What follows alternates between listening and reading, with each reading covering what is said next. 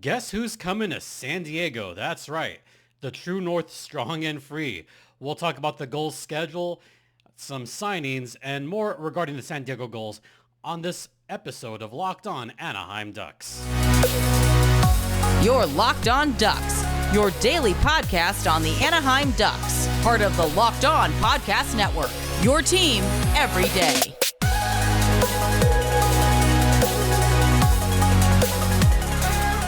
Welcome to Locked On Anaheim Ducks, part of the Locked On Podcast Network. I'm your host, Jason JD Hernandez. I've been covering hockey for well over a decade, and this episode is brought to you by Game Time. Download the Game Time app, create an account, and use code LOCKEDONNHL for $20 off your first purchase. Terms apply. All right, we've got a lot to get to on this episode, so we're going to get started right now. First, I've been covering hockey for over a decade, contribute to Defend the Nest, and I'm actually hoping to have John Broadbent from Defend the Nest on soon to talk about all the stuff regarding San Diego Gulls and whatnot. But let's begin with the schedule. The schedule was just dropped a couple of days ago as of this recording, and there's a pretty interesting schedule for the Gulls this season. More interesting than we've seen in recent times, in that we have Eastern Conference. It is rare for the conferences to cross. More specifically, teams in the Pacific Division, you typically don't see Eastern Conference teams. It's very rare, in fact. We've seen the Charlotte Checkers come to San Diego. This season, the Toronto Marlies are coming down to San Diego. That's a first. Yeah, actually, the San Diego Gulls start their season in Toronto. How about that, folks? So just going to break down the schedule really fast. I'm going to go ahead and put up some of the schedule right now, the first half of it. And you see that we begin in Toronto against the Marlies before having the first home game against the defending Western Conference champion, Coachella Valley Firebirds. That's October 18th. That's a Friday at Pechanga Arena. Then they go on the road against the Bakersfield Condors. 2 games up in Abbotsford and then 2 games up in Calgary. So they're getting their Canadian road trip out of the way early on in the season. Yeah, San Diego only has but one home game in the month of October. I mean, the Firebirds have a similar schedule. They only have a couple October games and like 1 game in November before Thanksgiving. So San Diego kind of doing something different, or similar rather, where they're going to start most of their games on the road and then have a lot of home games later on. They have 2 games just after Halloween, November 2nd and 3rd against Abbotsford Canucks, and then 2 on the road at Tucson and then at San Jose. So pretty interesting part of the schedule there. Then a bunch of home games. You got Bakersfield, Calgary coming to town, Ontario. The first Ontario-San Diego game is November 23rd at home. That could be an interesting match. That could have some fireworks, folks. It is always fireworks when the Ontario Reign play the San Diego Gulls. They're, I think, easily the biggest rival of the San Diego Gulls. Those matchups always have some kind of vitriol, some kind of fighting going on. It never ends. So that is chapter 1 for this season, November 23rd. Once again, mark that one on your calendars. Saturday, November 23rd at Pechanga Arena, first meeting against the Ontario Reign. Then next Saturday, they take on the Tucson Roadrunners. December, got a mix of home and away games.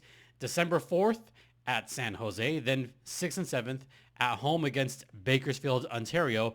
Then the 11th Henderson, 14th the San Jose Barracuda.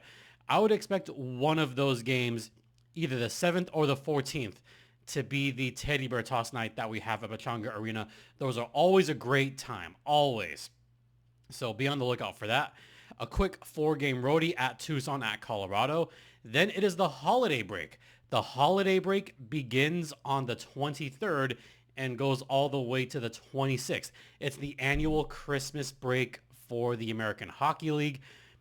Teams typically have games on either Friday and Saturday or Saturday and Sunday before going off to the holidays with their families. And this year is no different. Once again, the 23rd through the 26th. I'm pretty sure it's those days, but I'm actually going to make sure because there's usually one of the Canadian teams that has a Boxing Day game, usually every year. Last year it was Toronto. I want to say Laval had one at some point. So that usually takes place. I'm actually going to check right now. Just a little bit of quick research. So there is no games on the 23rd, and lo and behold, there is a game on Boxing Day in Canada, Thursday, December 26th, the Belleville Senators and the Toronto Marlies. So we got two Canadian teams this time on the Boxing Day match every year, folks. But for the rest of us, the break is between the 23rd and the 26th. Everyone else comes back on the 27th, including the Gulls, who take on the Ontario Reign at home. I cannot wait for those games. At home against Ontario, at home against Bakersfield. Also of note, we have a New Year's Day game this year.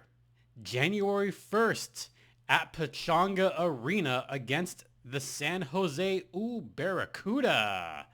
You heard that right, folks. The Barracuda come to town on New Year's Day. So that's January 1st. I know it's a bit unusual, but it is a 7 o'clock game.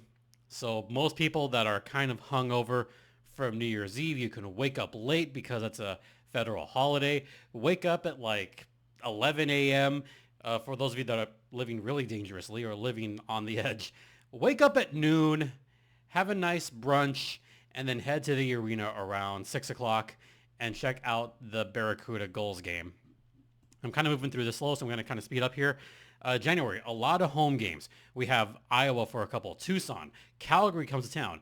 And then the last two games of January, the 29th and the 31st, against the Toronto Marlies. That is right before the All-Star break. And the reason that's important is the AHL did kind of listen. Some of those Eastern Conference teams are going to be a little bit closer to where the All-Star game is this year, which is practically in our backyards.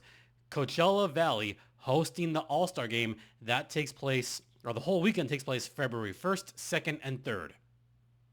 The Gulls are going to be off on the 1st, so they'll be making the quick drive up the road, and they'll have all weekends in Coachella Valley. So 1st, 2nd, and 3rd. The events actually take place the 2nd and the 3rd. So if y'all come up, let me know. Second half of the season. Just kind of a mishmash of Pacific Division games all throughout, except for April 4th and 6th at Iowa.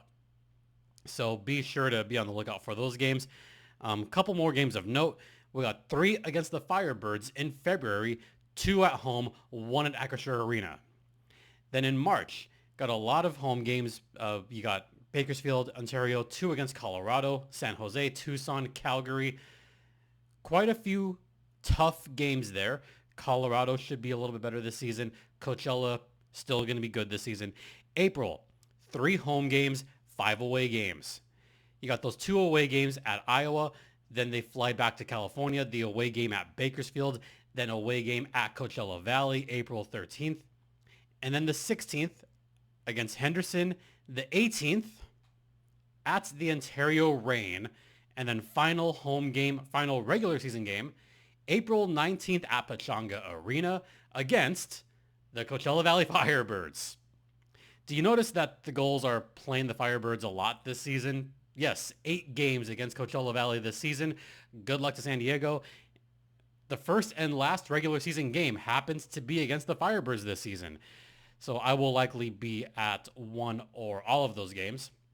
Once again, you can check out the entire schedule on the Gulls website, but I gave it to you right on the side over here. So that's what's coming up for the Gulls this season. I'm not going to do a wacky video because the Gulls actually put out a pretty funny, pretty hilarious schedule release video. So if you haven't seen that yet, check out the Gulls Twitter X. Their video is pretty fun. I enjoy it. They kind of poke fun at some of the other teams in the division and the couple other teams that are not in the division. So be sure to check that out. San Diego does a great job with their schedule release videos, and I enjoyed that one. we're going to head into the first intermission, and we got some signings that we have to talk about. We will get to those on the other side. And now, a brief word from eBay Motors. Passion, drive, and patience very much underlined. The formula for winning championships is also what keeps your ride or die alive. eBay Motors has everything you need to maintain your vehicle and level it up to peak performance. Superchargers, roof racks, exhaust kits, LED headlights, and much more. Whether you're into speed, power, or style, eBay Motors has you covered. With over 122 million parts for your number one ride or die, you'll always find exactly what you're looking for. And with eBay Guaranteed Fit, your part is guaranteed to fit your ride every time or your money back, because with eBay Motors, you're burning rubber, not cash. With all the parts you need at the prices you want, it's easy to make your car the MVP and bring home huge wins. Keep your ride or die alive at ebaymotors.com. Eligible items only. Exclusions apply. eBay Guaranteed Fit only available to U.S. customers. Welcome back to Locked On Anaheim Ducks, or in this case, Locked On Gulls, part of the Locked On Podcast Network. Your team every day. Once again, you're locked in with Jason JD Hernandez. Let's talk about the signings that really just took place yesterday, or a couple days ago, rather.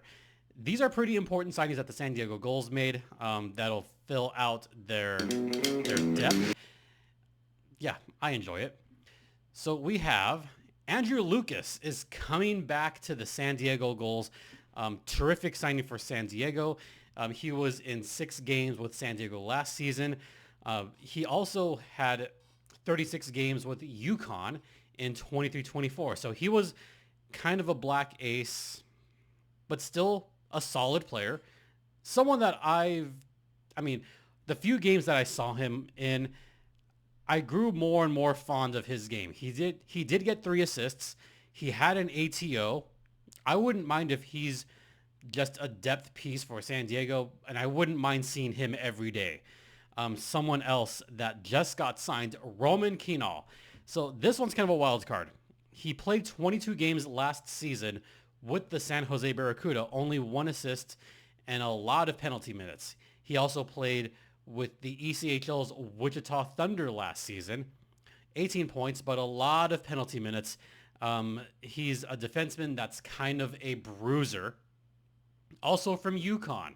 So we've got a Connecticut connection there with those 2 signings. Other signings of note that happened fairly recently that I haven't really talked a whole lot about. And I'm going to start with one of the bigger signings that the Gulls made. And I can't believe I haven't talked about this yet. But the Regenda agenda is back. Pavel Regenda has a 1-year, 2-way contract. And that's important because Regenda would have to have gone through waivers regardless. But Regenda, I thought, would have fit well with the Anaheim Ducks, and I still don't think they've given him a fair shot, to be honest. I would like to see him get a few games up in Anaheim. He's a dynamic scorer. We saw him last season with the San Diego Gulls. Just one of the quicker guys on the ice, one of the more consistent guys on the ice. 34 points in 54 games last season with the Gulls. He battled through some injuries, like a little bit of nagging injuries last season, kind of battled through most of the season, had a couple of shorties last year. He also led Slovakia to a bronze medal in the last Winter Olympics in 2022. So he is familiar with the world stage. He's also played in the World Championships, have done well against that. During the 2022 tournament, he had 5 goals, has also been a part of other World Championship just extravaganzas. So I like watching him play. I love watching the Regenda agenda every season. So I think that is probably going to be one of the more important signings.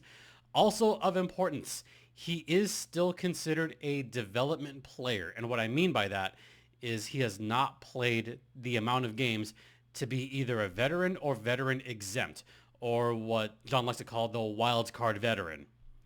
I will go over those rules in the 3rd segment, but a couple more signings that I just want to get to. I talked about the ELCs with Solberg, obviously.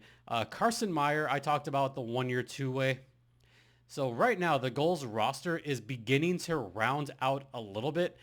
Ryan Carpenter signed with the Gulls. Roland McEwen, who last year played with the Milwaukee Admirals. McEwen's a bit of a wild card, a bit of a speedster. Constantini. This one is kind of an important signing that I haven't really talked about because I haven't talked about the Gulls recently. Dylan Hetherington.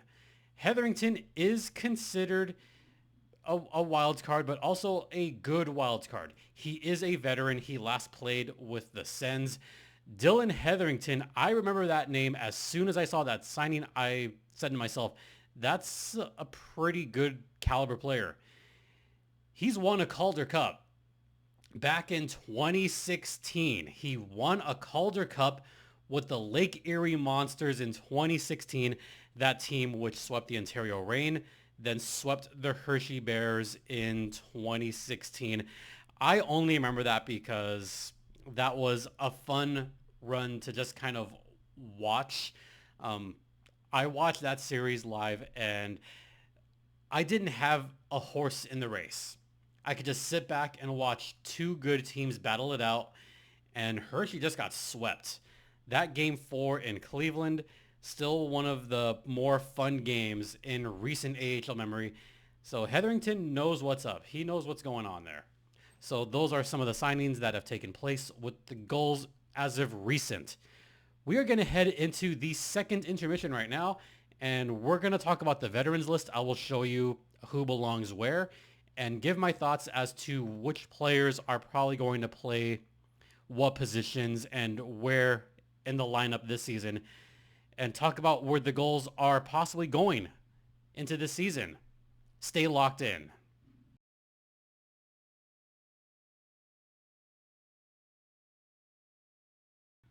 Welcome back to Locked On Anaheim Ducks, part of the Locked On Podcast Network, your team every day. Once again, you're locked in with Jason JD Hernandez on episode number 908 of Locked On Anaheim Ducks.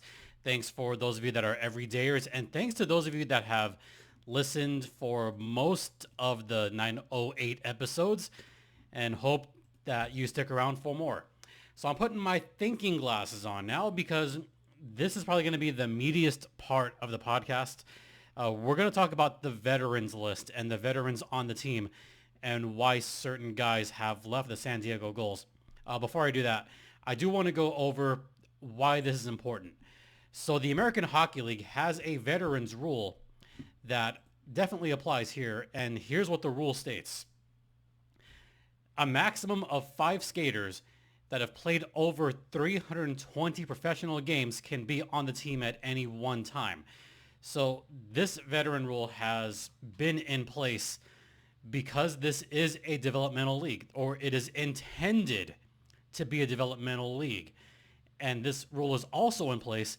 That way you don't have one team just stacked with veterans and veterans and veterans. And that way there is at least some kind of parity within the American Hockey League.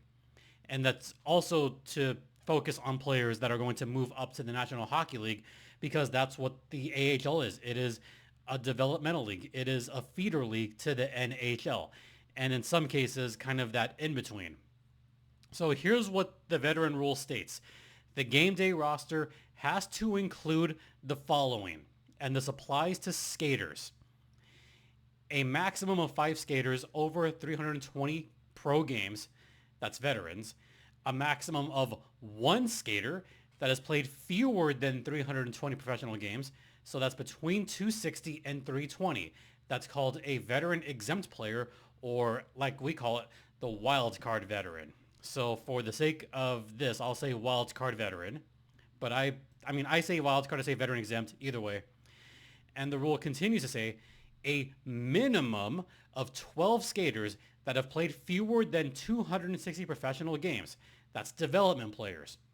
So you can have as much as 6 veterans, as few as 12. So you could have 12, 13, 14, 15, 16. You could have 18 development skaters on a roster at any one time if you wish. And this applies to players that dress for each regular season game. So you can have more than 5 veterans on a roster at any given time, but know that only 5 of those can play on any given night. So for example, if there's a team that has signed 6 veterans, one of those is going to likely be a healthy scratch for most of the season. And this applies only to players 25 years of age or older as of July 1st. So right now, the San Diego Gulls have not many veterans on their roster. Oh, also, what is a professional game? So a professional game is defined as games that are played in the National Hockey League, the American Hockey League, and all the European leagues that are professional, like the SHL in Sweden, Liga in Finland, the KHL in Russia, the ELH in Czechia, the DEL in Germany, and the National League in Switzerland. So those are considered professional leagues. That's important here. That's important because there's been a few veterans that have gone on the wayside for a lot of teams. A lot of teams have lost quite a few veterans because of this rule. I know the Firebirds are one of those teams that lost a bunch of veterans. The Reign lost a few veterans, but they still have a little bit of room. The Gulls definitely have a bit of room. They did lose a slew of veterans this season. Trevor Carrick, he went to Charlotte.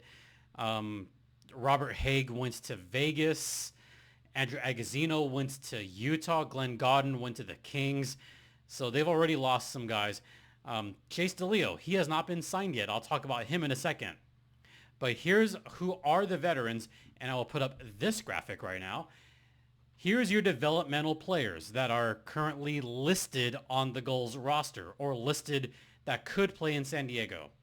Beckett Seneca, Sam Colangelo, Nico Mijatovic, Nathan Gaucher, Josh Lapina, Igor Sidorov, Colson Petra, Jackson Weeb, Judd Caulfield, Jan Mishak, Sasha Pastujov, Carson Meyer, Pavel Regenda, not a veteran yet, Stian Solberg, Rodwin Dionisio, Drew Hellison, Tristan Luno, Nolan Warren, Tyson Hines, Travis Howe, Anthony Constantini, Andrew Lucas, Roman Kinal.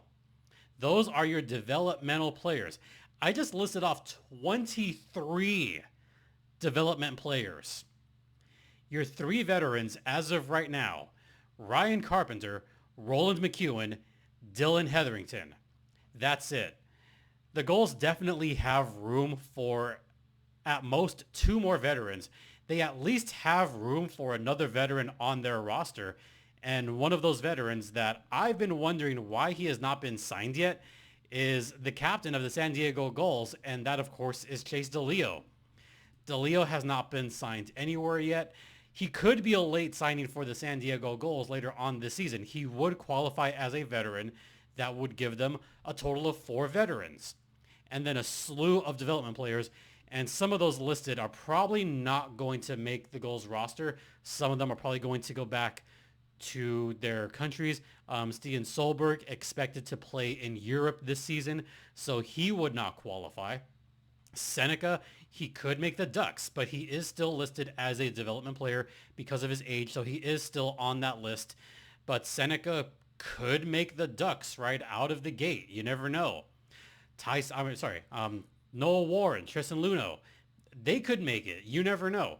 So it is important to at least still list them on the development side just in case they don't make the team. And then you have a lot of guys that might not make the team if that happens. I would expect Regenda to make it. I would expect Mishak to make it, Pastujov to make it, Regenda obviously, Drew Hellison, one of Luno or Warren should be on the Gulls this coming season. Here's some of what I think is going to happen with the lineup. That first line is going to be kind of weird because you could put either Nathan Gaucher up the middle or Ryan Carpenter up the middle. And Carpenter has quite a bit experience, so I'd be okay putting Ryan Carpenter in that line 1 center. As for your wings, this is tough. This is really tough. Caulfield, I might go on a wing. Mijatovic, I could see going on a wing. Sidorov could go on a wing. Pastujov can go on a wing. Those could be 4 of your wingers right there for the San Diego Gulls. If it looks like it's a lighter roster, don't be afraid. This is still a solid roster because This doesn't include players that are not going to make the Ducks. Let me repeat that. What I just said doesn't include players that could wind up in Anaheim. And also there could be a lot of injuries in Anaheim again. So a lot of those guys could move up. As far as your defensemen, it depends on who makes the Ducks and who doesn't. One of Luno and Warren could be a top-line defenseman. You have Drew Hellison in there. You have Tyson Hines in there. Dylan Hetherington, I would be okay putting Hetherington on a top-line pairing. So that's where I see that going. By the way, goalies do not count for this veterans rule. Something that's very important to keep in mind.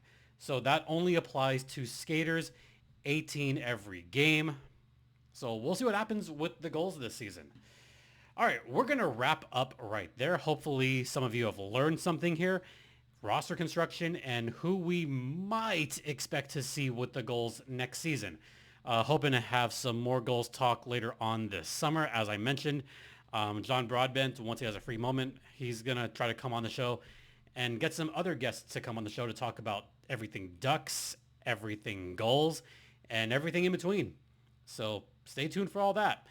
In the meantime, thank you so much for listening. Thanks for watching.